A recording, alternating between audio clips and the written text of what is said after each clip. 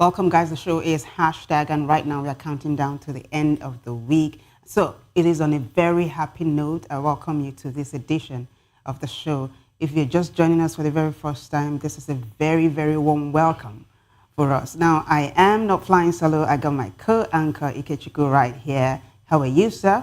Good evening, Vivian. Yes. Good evening to our viewers. Absolutely. Are you ready for this? Very well. All right, guys, let's get this show on the road. It is hashtag Peter Obi. So the politician is pointing accusing fingers at President Bola Ahmed Tinubu, who's traveled to Brazil. Apart from Brazil, he's going to be going to a number of countries. And according to a publication, it's going to be a 12-day trip. Peter Obi is saying, President, sir, you are not a tourist. You are the president of this country. And that it is even more grievous that you're traveling amidst discomfort, amidst hunger, amidst insecurity, and all of that. So he put up a tweet about before his, sorry, what did I say, twist? He put up a tweet, a post actually. Before that, those Sahara reporters put up this publication. So I'd like to take you to X, thank you. Sahara reporter says, Nigeria needs a president, not a tourist. Peter Obi blasts Tinubu over request. Peter Obi blasts Tinubu over requests. Over foreign frequent, oh my gosh, somebody just spoke into my ears and it's kind of messing me up. So let me take that all over again.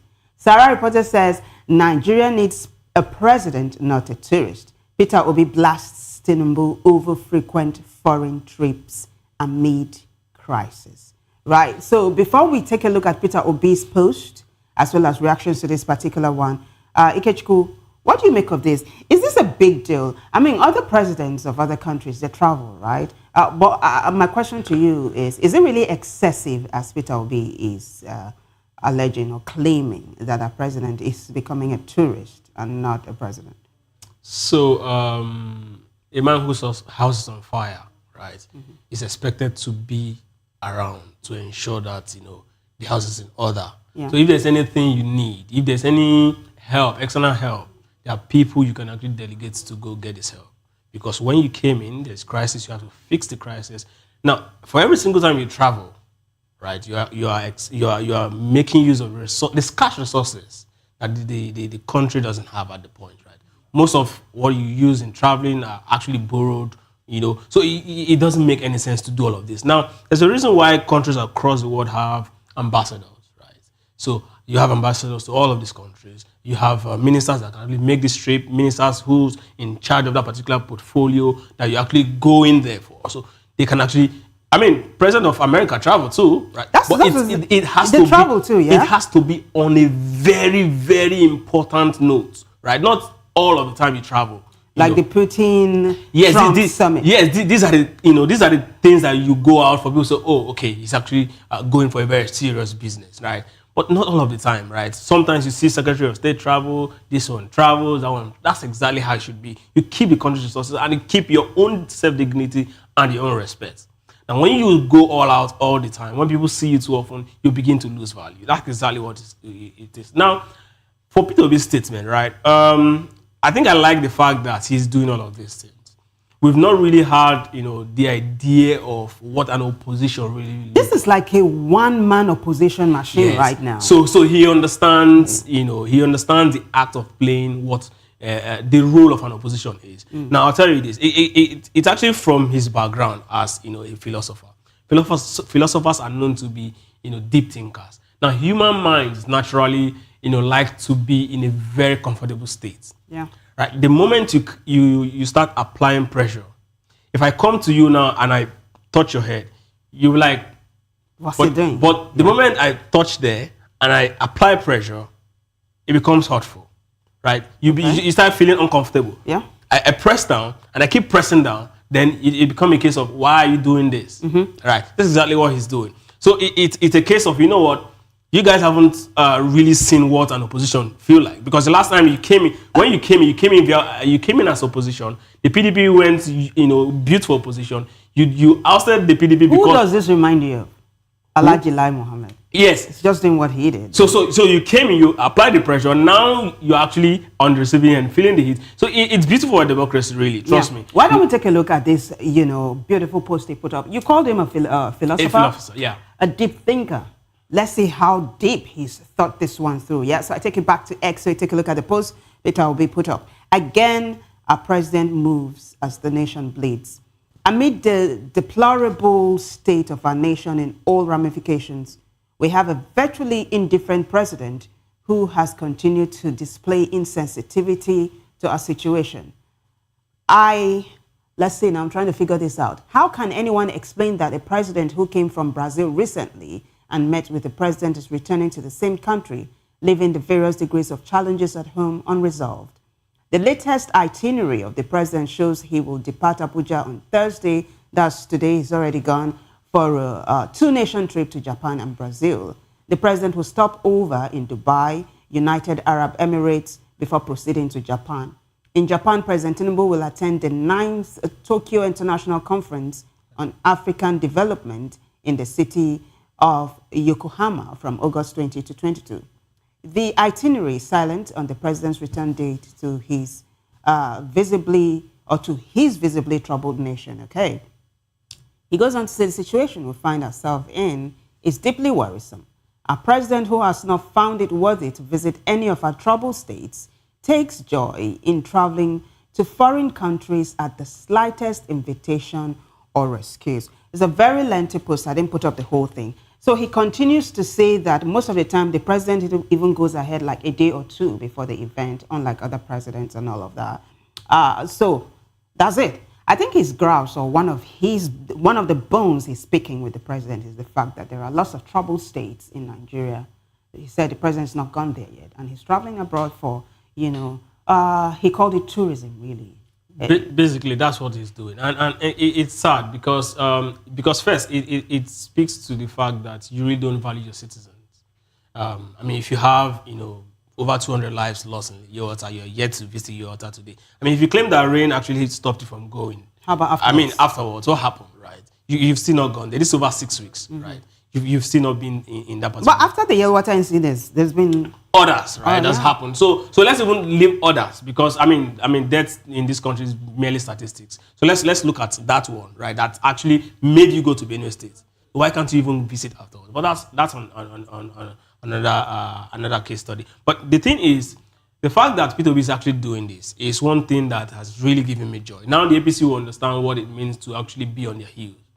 The good thing about being an opposition is not that you're actually going to change anything in the government. It's just that for you're putting the people who they are supposed to serve on notice for them to actually see what their government is really like. Because over the years, we are so used to, he's just going for 8 years. Let him, there's nothing we'll do. But now, that's not happening anymore. But now with the way this is coming, the people are very well alert. And something about the opposition, one thing the opposition does, or one thing the opposition is doing that is doing very well, is the fact that as the opposition is speaking, the people are getting more conscious and the people are getting more angry at the government. So that's the beauty of it. So what I hear you say basically is just to put the government on its toes. Absolutely. Really. So there are reactions to this, for and against, basically. So I'm going to take you back to X, so you see how people are, netizens are reacting to hashtag Peter Obi. We told you earlier on that the politician has called President Tinubu a tourist. Now, Patrick Omoyeni says, "Dear Peter Obi, it is expedient for you to understand that while the president's domestic presence is crucial, international trips are equally vital for Nigeria's development. Engaging with investors and other nations helps finance critical initiatives, attract foreign investment, and strengthen economic growth. Attending conferences like TCAD9 and participating in bilateral relations ensures Nigeria maintains a global presence, builds strategic partnerships, and gain support for infrastructure, security, and social programs. Effective governance requires both domestic attention and international collaboration. Constructive criticisms should recognize that prudent foreign engagement provides resources, expertise, and alliances necessary to address Nigeria's challenges, making overseas trips a complementary part of national development." That's another one. Let's take a look at it. Dr. Charles K says, they call our president city boy. He enjoys city life. Nigeria does not have a befitting city for our dear city boy.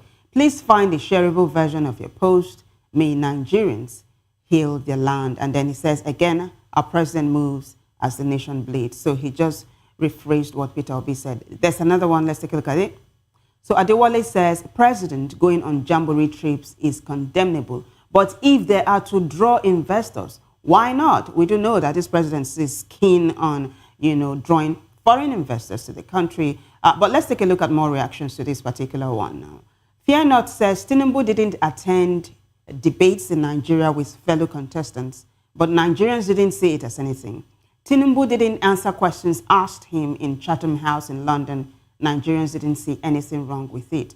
Una, they cry in vain. Adebayo says, he's replying Peter Obi now, that's what you all are saying. Let them get that power and they will change their mindset. Adebayo seems not to be, he's not buying it. Yeah. He thinks that if same Peter Obi comes, on the throne, he's going to do same. Yeah. You're saying, like, do you agree I'm with saying it? that's what he's thinking. Yeah, because, but do you think that's the case? Yeah, the truth is this, we should be very honest with ourselves. As much as Peter Obi has tried so much to actually separate himself from the average Nigerian politicians in their outlook and the way they actually talk, it is very, very important. And this is where I'm not going to fault anyone who feels that all politicians in Nigeria are the same. Because over the years, they've showed us that they are not loyal to their services. They can't be trusted. So, and Peter Obi has, he was once a governor. So he's been part of this train for a couple of years. He was vice presidential candidate to Atiku in 2019. So we've really not seen him really outside Anambra State. Mm-hmm. And a good number of persons don't even know, Tinubu, outside Lagos State, he became president. Yeah. So being the governor of your state is one thing. People can actually speak good of you. There are a lot of persons who can actually sing your praise, even if you're the worst in Africa after I don't want to mention the food anyways. But but the thing is, even Yabilu, right, as terrible as he was as a governor, there are people in Kogi today that say no, it's the best thing in the history of Kogi State. Did you not watch that video when he came back home once upon a time and there was this mammoth crowd? So you see exactly. So that's exactly what it is. So now for people saying that. But why are we saying this about Yaya Bello? In case someone is watching and they're saying, okay, so he was the past governor of the state, Kogi State. Why shouldn't he be welcomed back to his state? Because of course he's facing a crime, what's it called? Money laundering charge right now. And we know that he did almost nothing to actually improve the life of Kogi citizens, right? So I'm a call guy. Yes. I should be able to tell you more. Well, he did little.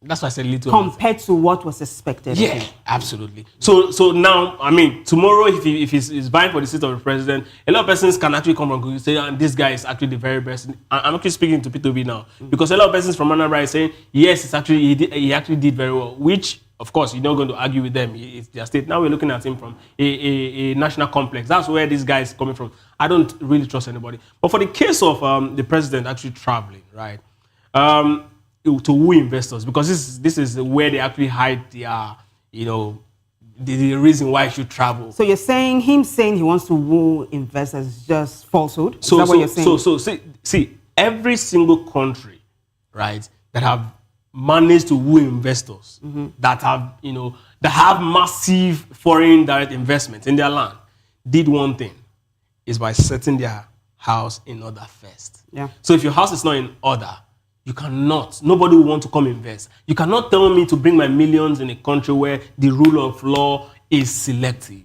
What happens if I bring it and then someone who is close to power decides to actually, do me dirty, and I approach the court and then I lose I get to lose all my money. So these are the questions that you start asking. Okay, I'm bringing $200 million to the country and there's no lights. All of these things, these guys would think about it. They are businessmen. They want to make money. So if their business is if there's no guarantee for them to actually get a huge turnover, trust me, they definitely will not want to come in. That's exactly why it's difficult. So set your house in order. Countries, Vietnam, even the United States of America, set their country on industrial plane before people start coming in. China and co, they did one thing first: set your country in order, and then people will come in. It's going to come natural, because people will be naturally attracted to where something good is happening. Absolutely. I cannot fault that statement, really. But this is where we get to wrap up this particular hashtag. Now, on the one hand, Peter Obi is criticizing President Tinubu's frequent foreign trips. But on the other hand, WTO chief, I'm talking about the DG, Director General of the World Trade Organization, Okonjo-Iweala, is praising President Tinubu for his economic policies. There's a video. This is fresh, and you're going to be watching it in a short while.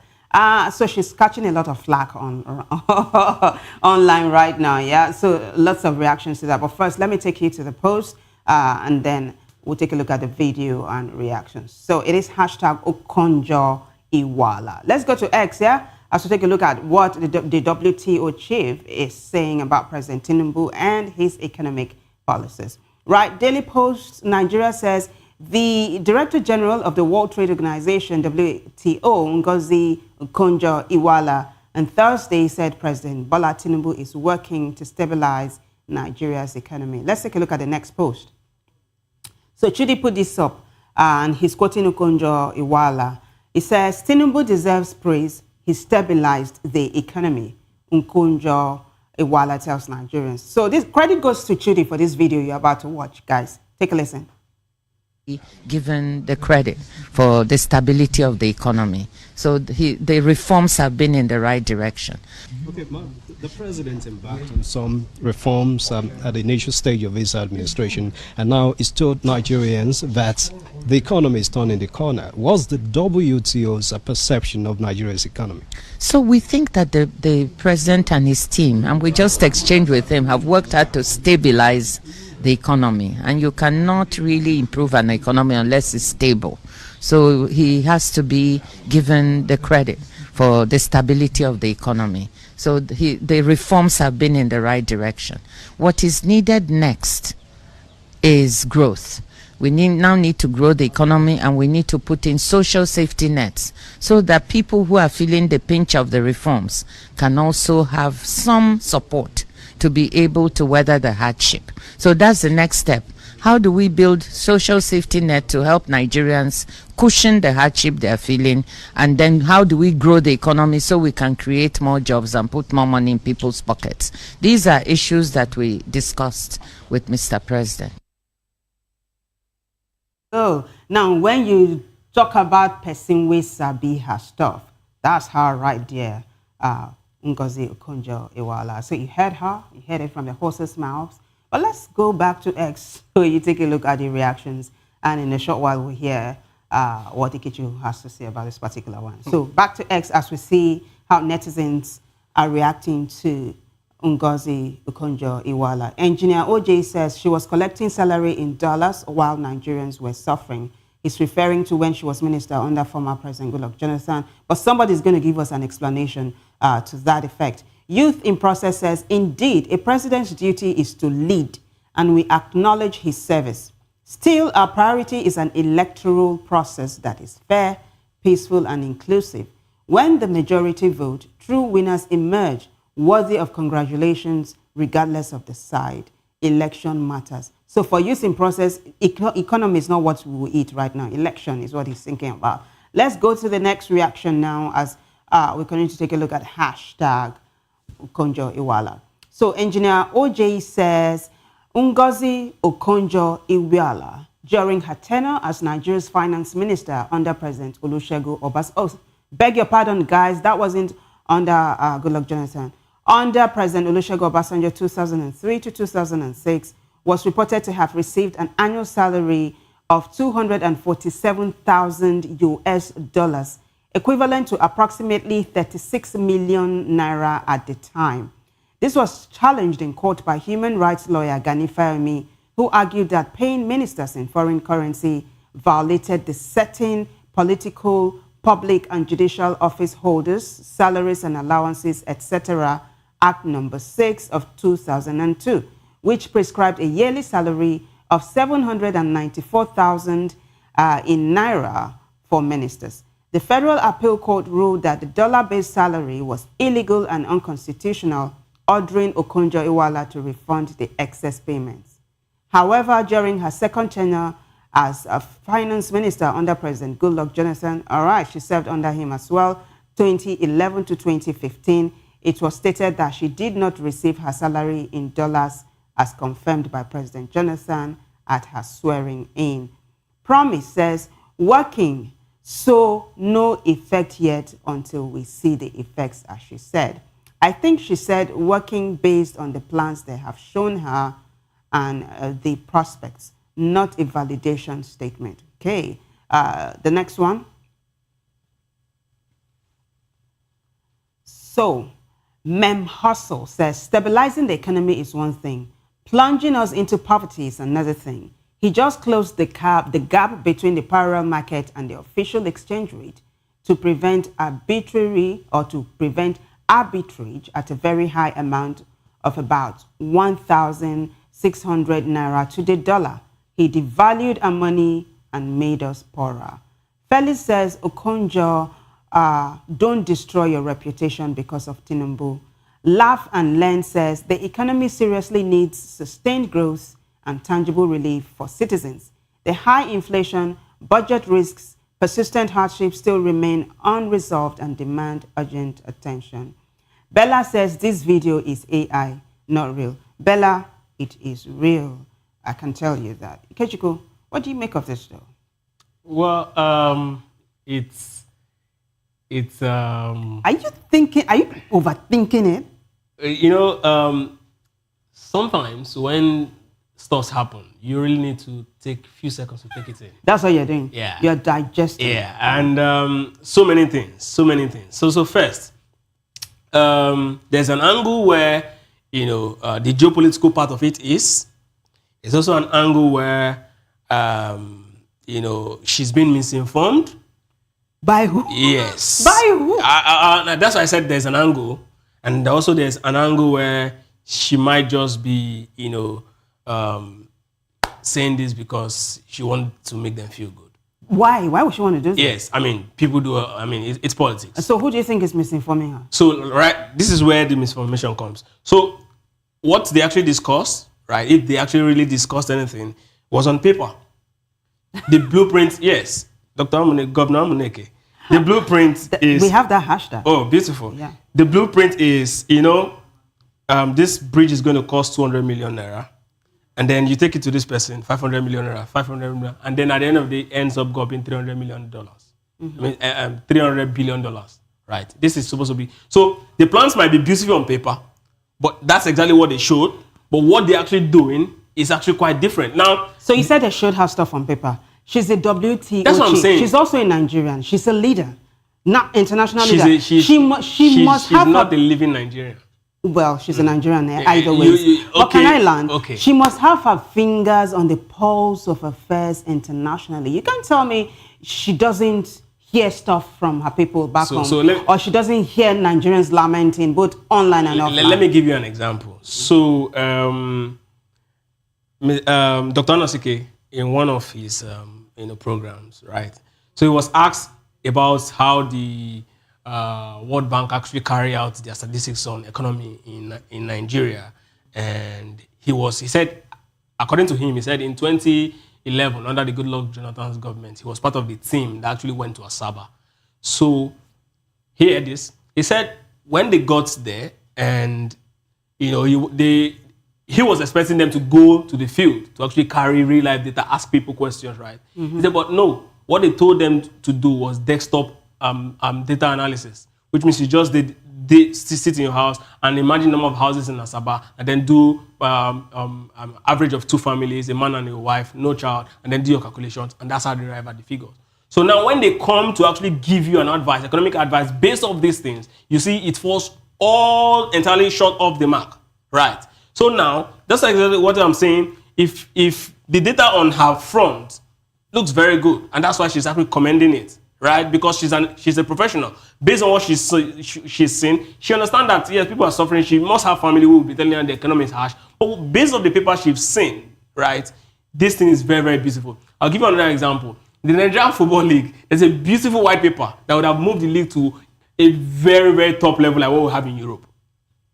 They will submit the white paper, right? But then what they will do will be different. Do you understand? Now, let me tell you about the part where I said there's a geopolitical part. Mm-hmm. Now, Nigeria is a place of interest, a country of interest in geopolitics. Nigeria's economy is very important to Africa's growth, right? Across the world, right? Every single continent has that superpower that made them, big. In Asia, it was Japan. The influence of Japan. Japan is a stable country, and then everybody rallied around Japan, and it grew from Japan. That was decades ago. Right, that decades ago. Right, it should have been Libya in Africa, right, until it was crushed. Yeah. Nigeria had that potential to actually grow under Jonathan. I mean, the biggest economy in Africa until Jonathan's government, came down, and then we are here today. So, if the same persons or the same people who will follow their data, the IMF of this world, the World Bank of this world, the WTO of this world, is coming out to say everything is good, of course, it tells you that there's an external influence behind the scene that is pushing these people to actually say this. So let's not sensationalize this, right? Take a good look at the comments she made. There's a part A and a part B. There were two parts to it. She said that what he's done is to stabilize the economy, which was in tatters before he came on board. And that before you can grow an economy, it has to be stable. So she was lauding him for stabilizing the economy. But she said what needs to happen now is growth. So because people are suffering and all of that. So build on the stability. And she said this was, one of the things they talked about. Viv, wait. You're not buying it. So wait. If you say, wrapping this up. I know. If you say a country's economy is stable, then we're looking at growth. Now, when this president came on board, how much is the cost of food? Let's even leave dollar. How much is the cost of food? What was insecurity like? And what is it like today? That's when we discover. Yeah. Then we discover, okay, this is stable now. If we're at 9 before and we're still there, okay, stable. In fact, this is what former President Olusegun Obasanjo said. He said that President Tinubu's economic policies are good on paper, but implementation is zero. Absolutely. So analysts, economics basically have come out to say that you shouldn't have floated the naira as at the same time you removed subsidy. Even the removal of subsidy shouldn't have happened before, you float palliatives for people and all of that, to cushion the effect of the removal of subsidy. So there are a lot of technicalities. Probably she should have delved deeper into what she said. That's why I say what she was told. Yeah, well, because this now what she was told thing. No, you're looking at her. See, the thing is, you're looking at her. I'm looking at her. I'm looking at her as a personality, her status. Yes. As a WTO chief. What I'm even saying is that it's because she's a Nigerian. If she were to be a foreigner, a Caucasian, right, saying this, you understand, okay, perhaps she doesn't even understand like reality. The IMF and the World Bank said once upon a time. You might want to, but because she's a Nigerian, it's like, okay, maybe she understands our reality. You have a point. So that's exactly why we're looking at it. You do have a point, but I think it's safe for us to let this lie. Let's see how this particular hashtag continues to pan out. Guys, people are lambasting her left, right, and center, but who knows? She probably will come out to do another statement, right? But the next hashtag is hashtag ADC campaign director. President Tinubu has been named the latest ADC campaign director. In fact, he's called the unpaid ADC campaign director. It is an ADC chieftain who said this, really. I'll take you straight to X so you take a look at what she's saying. There's a video to that effect, too. ADC Vanguard says Asiwaju Bola Tinubu has basically made himself ADC's unpaid campaign director. Every crackdown on the opposition is free advertising for us and a bruise for APC. Keep it up. No opponent could damage your brand faster. This is Hajia Najatu Mohammed. Hajia Najatu Mohammed is a politician as well as an activist. Her father was Aminu, the late Aminu Kano's friend. They were very close and all of that. She's also the very first vice president of NANS. That's a big deal, right? So she's known as a tough politician. Now, I'll take you back to X, where you take a look at another post that will introduce a video of her speaking Hausa. Basically, this is what she's saying. I just want you to have a sneak peek now. Let's take a look at the next post. It is hashtag ADC campaign director. So Imran U. Wakili says, Hajia Najatu's remark at Senator Tambuwal's residence after his release from EFCC custody.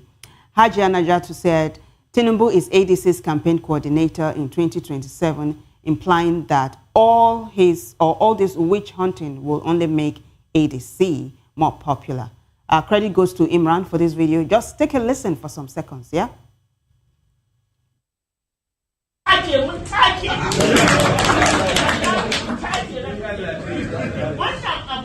da ya faru wallahi mun ce Allah alhamdulillah saboda sun fito mana campaign director ɗinmu a Najeriya shine Tinubu shine campaign director na ADC dan yau sun tabbatar mana da cewa sun faɗi wa faɗi sun nuna mana ashe ma ba su da hikima iyakarta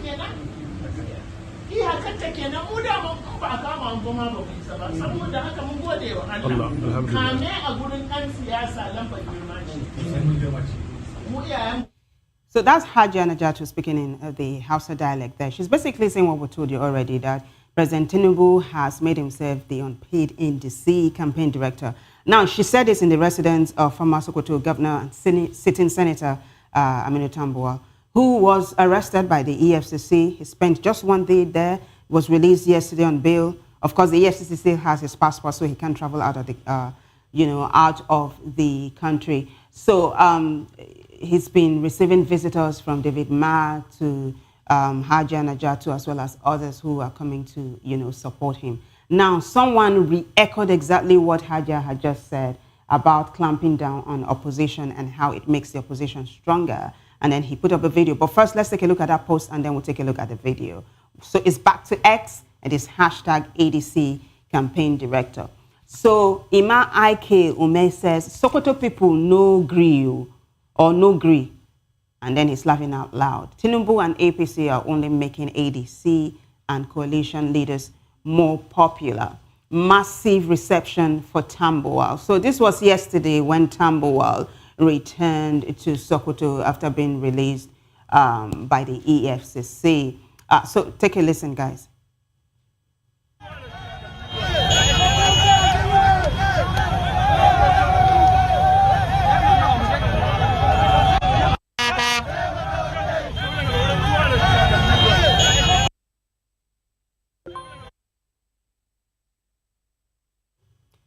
All right, guys.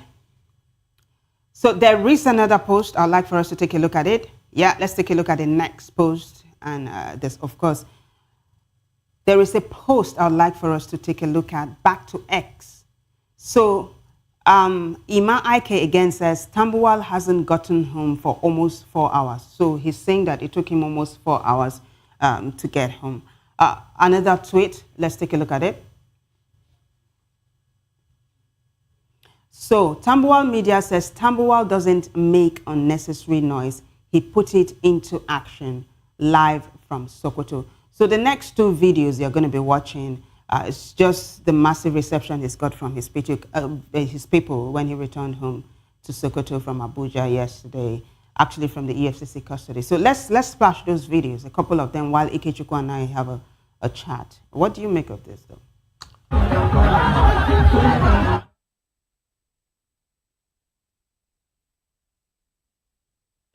Naturally, human psychology, loves the story of underdog.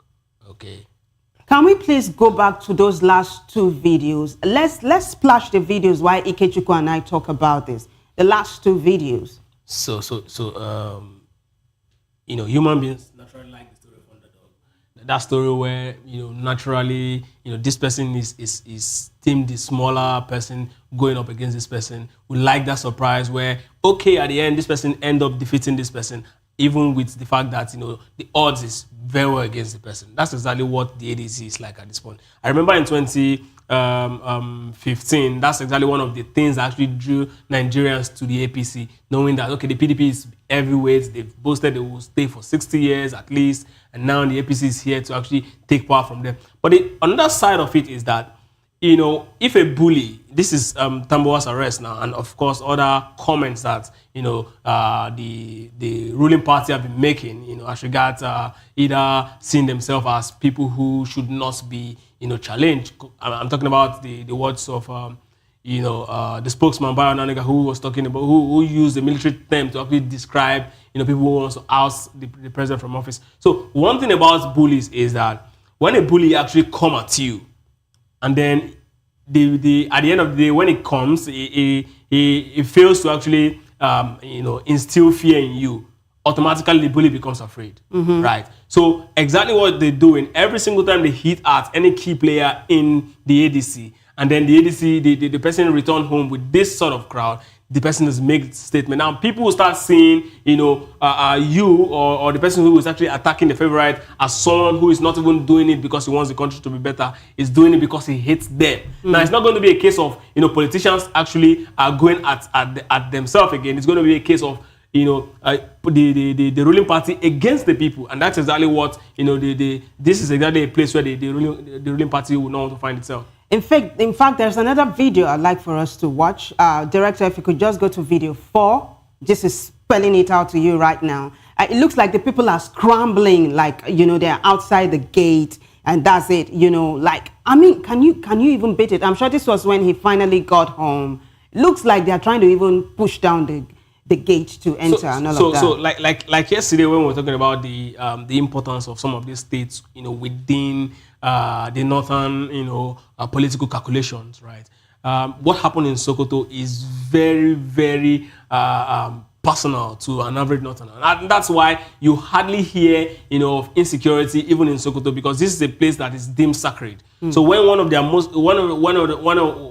their favorite son is under any form of attack, it's more like a direct attack on the entire north. And that's exactly why you see these people, and trust me, in coming days, I don't know, but I just hope that whatever it is that happened behind us here, you know, from what we're seeing, you know, in the EFCC cell or detention camp where he was held, I think 2 days ago. Yeah, 2 days ago. He was released yesterday. Yeah, so whatever it is that happened there, I just hope it's not a case of, you know, him giving in to the APC and say, okay, you know what, I'm going to be a Trojan. I'm not sure that's going to happen. Yes. Based on the level of support he's been receiving from people and all, I think he might want to stand out as the hero of, you know, someone. Yes, again, considering... Like the poster boy of someone who was threatened but said no. You know, you talked about Omoyele Sowore being someone who can never be intimidated. Yes. I think he might want to ride on this momentum. Again, also, I agree with you on the fact that he's a very close ally of Atiku Abubakar, so it's going to be quite difficult. But with politicians, you never know. Well, we move on now to the next hashtag, which is actually second to the last, hashtag Ibom Air Passenger, a.k.a. No, actually, it is Comfort Emerson, a.k.a. Ibom Air Passenger. Yes. So she's been released from Kirikiri. She was released from Kirikiri yesterday. She's receiving medical attention because she said she was going to go receive medical attention because of the way she was treated. And she said she's going to be telling Nigerians her side of the story. But this is the gist, yeah? She's been offered a lucrative deal by a state in Nigeria. She's going to be getting 500,000 every month, as well as other emoluments. I mean, things are falling into place for her, wouldn't you say? So I'm going to take you right now to X, back to X, so you take a look at it. Walk with me, yeah, it's a timeline. So Trending Explained says, Delta State government is offering Miss Comfort Emerson a luxurious, all-expense-paid tourist invitation. A good time and a 500,000 monthly job offer in the state. And then they're asking, actually they're saying, should she accept? SSA on media to the governor has declared. So their reactions to this, let's take a look at the reactions, shall we? So Ada says, these people and their hypocrisy, When she was fighting for her life, right and dignity, they kept mute. But the moment Nigerians spoke up for her and secured her release, they crawled out of their hiding places. Comfort Emerson is the one to decide what to do. Let's go to the next one now. So, Aregan says, that state no get light, roads zero, education zero, hospital now God I beg. They have one of the biggest production of Yahoo boys because no jobs, only keep POS, is that what they're saying? Yet now person way misbehave them they reward, an oil producing state to misplaced priority. One more, and then we'll wrap this particular one up. One more reaction. Let's take a look at it. Well, Ikechukwu, what do you make of this, though? Come on, it's so sad, really. What happened to her is sad enough. So, I don't know why. I mean, the job, I was looking for somewhere, you know, in what you were reading, where it's, okay, a job for this role, but nothing like that. They just told her she's going to be receiving 500,000. Have you been to Delta State before? Not yet. By road. If you go to Delta State by road, right, you understand why that man made that comment. Was that why you were laughing? Sincerely. He said bad roads, no very, light. very, very terrible roads in Delta State. Very terrible roads in Delta State. Like, so bad. Was it Harrison? Yes, Harrison also did a video, couple of it was screaming. Very bad. It was bad. And see, the last time I traveled to Delta State, I think it was 2021 or 20, around, between 2020, no, 2021, yeah, 2021, because no traveling during pandemic, 2021. I went to it was so bad. And my friend that traveled last year complained of how terrible that what I had was Jerusalem. What? So understand the situation now. So you're saying, okay, so infrastructure-wise, Delta and now is doing, you're saying, so you're saying what the offer is totally misplaced? Is the only thing I just captured was she's going to have a nice time. That's if she accepts. Well, she's becoming very popular, you know. And why some people do not understand this offer is, it's not as if she's from Delta State. So it's not as if they're compensating their daughter who has suffered at the hands. Her CV is online. So. Oh, well, whatever. Her CV is online. Guys, I'm sure there is more than what meets the eye. There's an undertone to this comment he just made. But I'm just going to let it lie there. We move on to the last hashtag for today, hashtag Governor Amuneke. He mentioned it earlier. But you see, okay, so Governor Amuneke is a very popular skit maker. He seems to be doing well online. But why he's trending is because of what Super Falcons captain Rasheedat Ajibade said about them not receiving their $100K, so not $100,000. They've not received it yet and all. So this particular one is trending. So I'll just take you straight to X. Trending Explained again has a video and a tweet. But let's take a look at the post first before we take a look at the video. It is hashtag Governor Amuneke. Trending Explained says Governor Amuneke is trending because Super Falcons captain Rasheedat Ajibade has seen the edit. That's what he normally says. As she revealed, FG is yet to give them the 100K promise, the houses, and even pay their end bonuses. They've not even paid their end bonuses. That made them win the final. Gosh. So Nigerians are saying the government did a real-life Amuneke skit with the Super Falcons. In one of his skits, he promised his people heaven and earth and fled, asked them to meet his PA. So, Trending Explained continues. Somehow, some patriotic Nigerians argue that Ajibade is lying, while others believe they'll still be paid, perhaps around the 2027 elections. Let's take a look at the video, guys.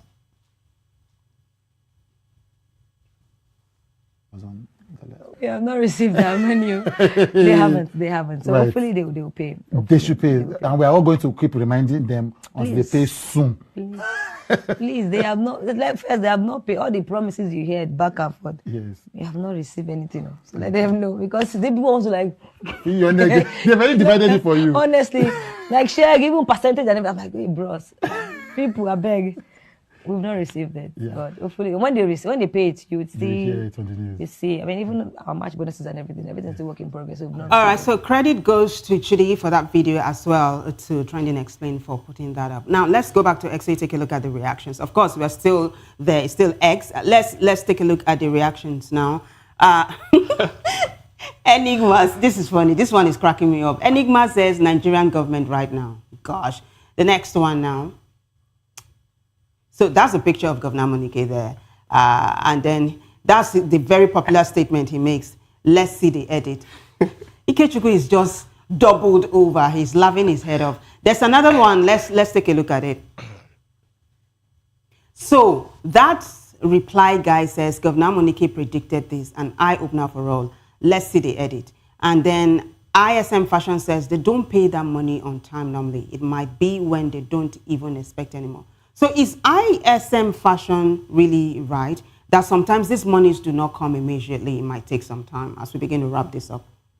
So in 2017, the under-17 girls that went to Jordan World Cup. You don't know you have like 30 seconds. Yes. The media officer, a woman, you know, a lady, very close, she's a sport person. She called me instantly. Ikechukwu, they've named me the media officer of the the Flamingos of the under-17 team. We're going to Jordan. Congratulations. Okay, she's not even based in Lagos. She'll be coming to Lagos through the airport. I'll see you. And somehow couldn't meet. And then years after, The next time I saw her in Lagos, what's up, Nafa? They've not paid us. Years after. Oh my gosh. They didn't pay them for that business. So do you know if they've received their pay too? Maybe I'll find out tomorrow. But I'm sure they've not paid. So we probably will continue this just because we need to wrap up. All right. So you're saying this is another audio money? Well, guys, this is the most we can take, but this is all I can say. Pay the girls their money, yeah? They did well. Right, I got to say thanks to everyone who contributed to making the show a success. But the bigger thanks goes to you guys for watching Ikechukwu. Fantastic as usual. Guys, if you liked it, keep a date again with us, same time, same station for the last edition of Hashtag this week. Take care of you.